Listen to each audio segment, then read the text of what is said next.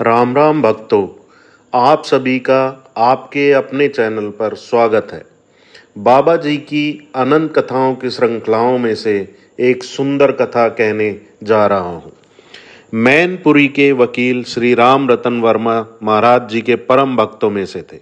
उनकी पुत्री शांति जब विवाह योग्य हुई तो महाराज जी ने स्वयं वर्मा जी को बताकर और उन पर जोर डालकर शांति का विवाह वीरेंद्र शर्मा जी के लड़के से करा दिया।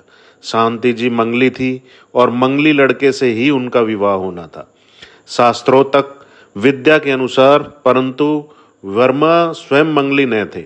होतव्यता ऐसी कि उनके घर वालों ने न तो शांति जी की जन्म पत्री मांगी और न वीरेंद्र जी की ही भेजी, वरना शायद यह विवाह के ही दोनों पक्ष न करते।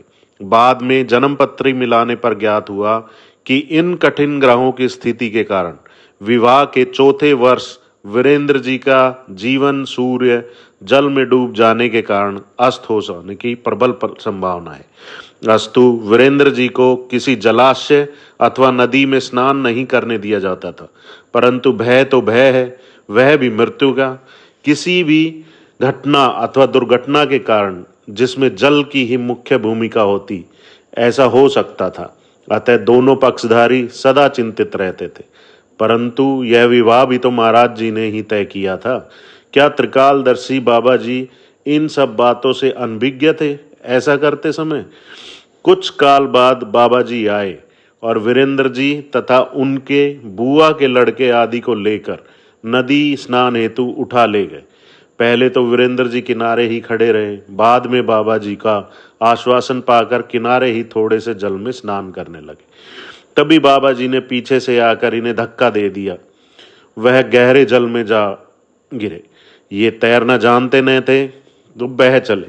सभी जगह हाहाकार मच उठा, सभी लोग हाहाकार कर उठे। तब बाबा जी स्वयं कूदे और नदी में काफी दूर जाकर खूब पानी पिए मृत प्राय वीरेंद्र जी को नदी से बाहर खींच लाए तथा उनके पेट से पानी निकालकर उन्हें पुनः सचेत व स्वस्थ कर दिया। पुनः उन्हें माँ बाप और पत्नी शांति के पास लाकर बोले, लो, इसका जल संकट समाप्त हो गया हमेशा के लिए, अब इसे कुछ न होगा। वीरेंद्र जी आज सह परिवार मैनपुरी में रिटायर जीवन सर्व सुख भोग व्यतीत कर रहे हैं। जय बाबा नीम करोली। इसी से संबंधित एक कथा और थी। बचपन में ही यही शांति जी एक असाध्य रोग से ग्रस्त हो चली थी। तब ऐसे रोगों के उपचार हेतु न तो उपयुक्त विशेषज्ञ थे और न ही इलाज ही यथोचित पाया जाता था। फिर भी वर्मा जी ने मैनपुरी जैसी जगह में भी इलाज पाने में कोई कसर न रखी। अपनी एकमात्र संतान शांति के आरोग्य लाभ हेतु घर में शीशी बोतलों की भरमार हो चली थी, परंतु शांति अस्वस्थ होती चली गई। तब एक दिन महाराज जी आ पहुंचे और आते ही शांति के कमरे में जाकर बिगड़ गए कि मेरी लड़की को मार डाला। साथ में कमरे में जितनी शीशी बोतलें थी उन्हें भी पटक दिया।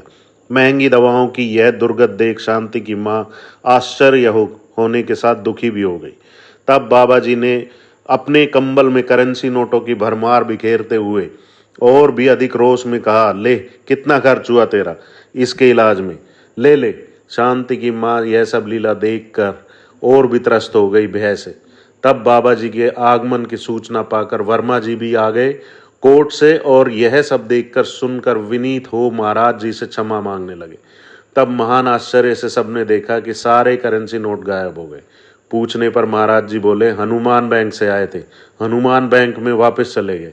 परंतु इस लीला के बाद शांति ने शीघ्र स्वस्थ लाभ करना प्रारंभ कर दिया और कुछ ही काल के भीतर वह स्वतः पूर्णतः स्वस्थ हो गए।